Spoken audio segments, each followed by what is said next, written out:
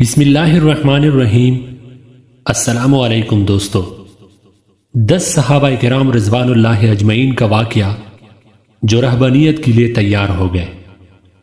نبی کریم صلی اللہ علیہ وآلہ وسلم ایک وقت تذکیرہ و تنبیہ کر کے اٹھے اور صرف عذاب الہی سے خوف دلاتے رہے، تو اصحاب نبی کریم صلی اللہ علیہ وآلہ وسلم میں سے 10 آدمیوں نے کہا، جن میں علی مرتضیٰ رضی اللہ تعالی عنہ بھی تھے، عثمان بن مظعون بھی تھے، کہنے لگے کہ اگر انصاری اور رہبان اپنے اوپر عیش و راحت حرام کر سکتے ہیں تو ہم کو بھی ان سے زیادہ اس کا حق ہے۔ چنانچہ بعض نے گوشت اپنے اوپر حرام کر لیا، بعض نے نیند اور بعض نے عورتوں کو حرام کر لیا۔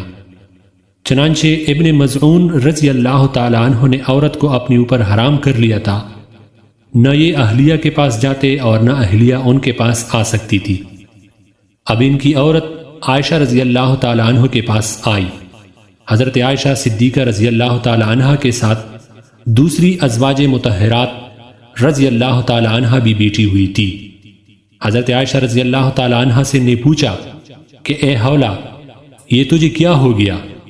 چہرے کا رنگ افق ہے، نہ کنگھی چوٹی ہے نہ تیل عطر۔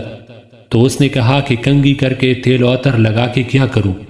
میرا شوہر نہ مجھ پر آ گرتا ہے، نہ ذرا سا کپڑا تک میرا ہٹاتا ہے۔ سب کے سب اس کی بات سن کر ہنس پڑے۔ اتنے میں رسول اللہ صلی اللہ علیہ وآلہ وسلم تشریف لائے تو آپ صلی اللہ علیہ وآلہ وسلم نے فرمایا کہ سب کیوں ہنس رہی ہو؟ عرض کیا کہ یا رسول اللہ، حولہ ایسا ایسا کہہ رہی ہے۔ تو آپ صلی اللہ علیہ وآلہ وسلم نے عثمان بن مظعون رضی اللہ تعالیٰ عنہ کو بلا کر کہا، یہ تو نے کیا کیا؟ عرض کی کہ حضور صلی اللہ علیہ وآلہ وسلم، میں نے یہ عیش خدا کے لیے چھوڑ دی ہے تاکہ عبادت کے لیے بالکل خاص رہوں، بلکہ میرا تو ارادہ ہے کہ میں اپنے آپ کو مردانہ صفات ہی سے محروم کر لوں۔ تو حضرت محمد صلی اللہ علیہ وآلہ وسلم نے فرمایا کہ تجھ کو خدا کی قسم ہے، ہرگز ایسا نہیں کرنا، فوراً گھر جاؤ اور بیوی سے ملو۔ تو انہوں نے کہا کہ یا رسول اللہ صلی اللہ علیہ وآلہ وسلم، میرا تو روزہ ہے۔ تو حضور صلی اللہ علیہ وآلہ وسلم نے کہا کہ روزہ توڑ دے۔ انہوں نے حکم کی تعمیل کی۔ اب جو حولہ حضرت عائشہ رضی اللہ تعالی عنہ کے پاس آئی تھی تو کنگھی کی ہوئی سرما اور عطر لگائی ہوئی تھی۔